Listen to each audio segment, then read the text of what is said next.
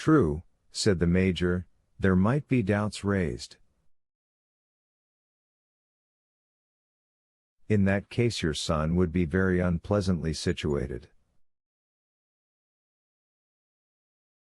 It would be fatal to his interests.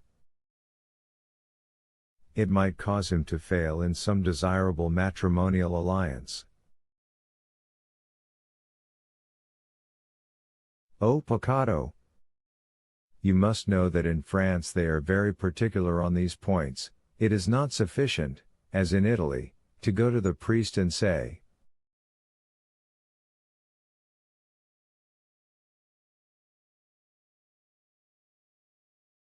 "We love each other, and want you to marry us." Marriage is a civil affair in France, and in order to marry in an orthodox manner you must have papers which undeniably establish your identity.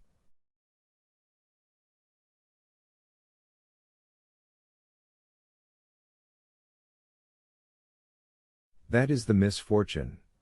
You see, I have not these necessary papers.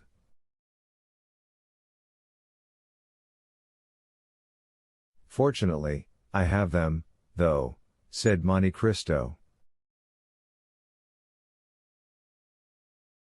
You?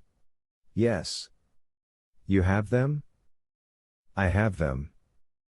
Ah, indeed? Said the Major, who, seeing the object of his journey frustrated by the absence of the papers, feared also that his forgetfulness might give rise to some difficulty concerning the 48,000 francs. Ah, indeed, that is a fortunate circumstance. Yes, that really is lucky, for it never occurred to me to bring them.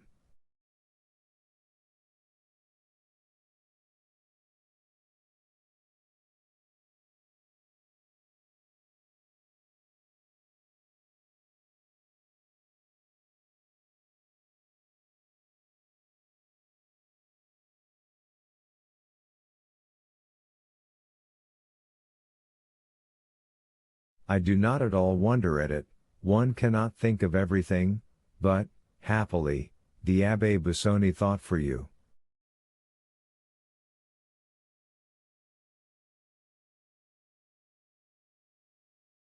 He is an excellent person. He is extremely prudent and thoughtful.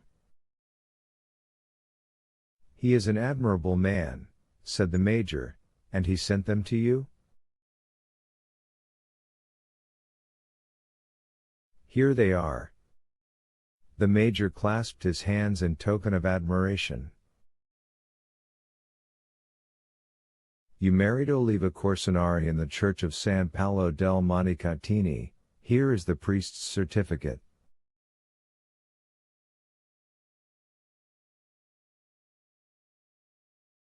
Yes, indeed, there it is truly, said the Italian, looking on with astonishment.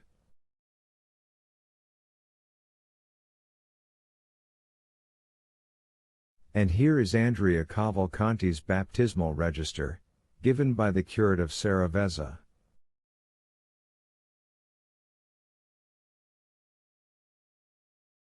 All quite correct. Take these documents, then, they do not concern me.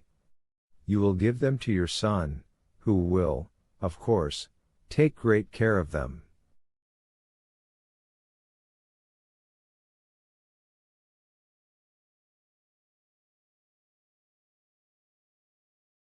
I should think so, indeed. If he were to lose them? Well, and if he were to lose them? Said Monte Cristo.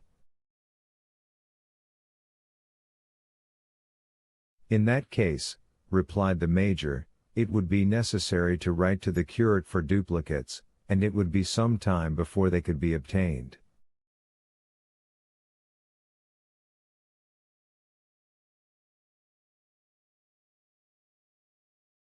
It would be a difficult matter to arrange, said Monte Cristo. Almost an impossibility, replied the Major. I am very glad to see that you understand the value of these papers. I regard them as invaluable. Now, said Monte Cristo as to the mother of the young man. As to the mother of the young man, repeated the Italian, with anxiety. As regards the Marchesa Corsinari. Really, said the Major, difficulties seem to thicken upon us. Will she be wanted in any way?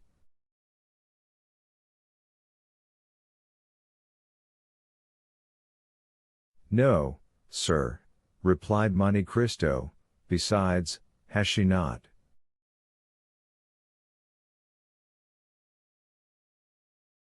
Yes, sir, said the Major, she has.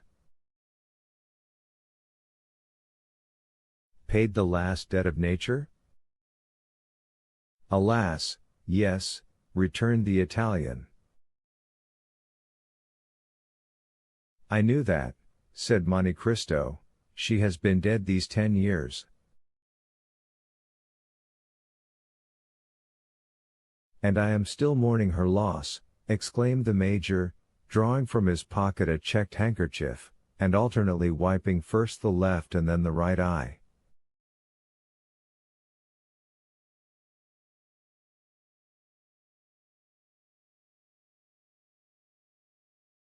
What would you have? Said Monte Cristo. We are all mortal. Now, you understand, my dear Monsieur Cavalcanti, that it is useless for you to tell people in France that you have been separated from your son for 15 years.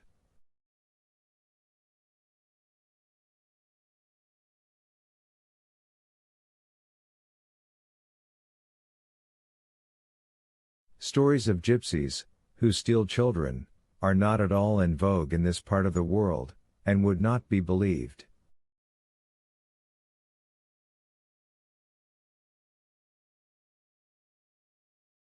You sent him for his education to a college in one of the provinces, and now you wish him to complete his education in the Parisian world.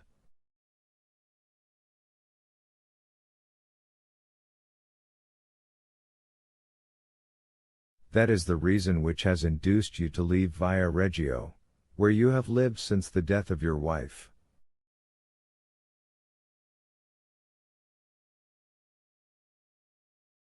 That will be sufficient. You think so? Certainly. Very well, then. If they should hear of the separation. Ah, yes. What could I say? That an unfaithful tutor, bought over by the enemies of your family. By the Corsinari? Precisely. Had stolen away this child, in order that your name might become extinct.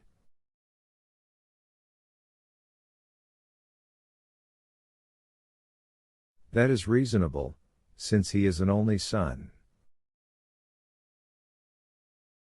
Well, now that all is arranged, do not let these newly awakened remembrances be forgotten. You have, doubtless, already guessed that I was preparing a surprise for you,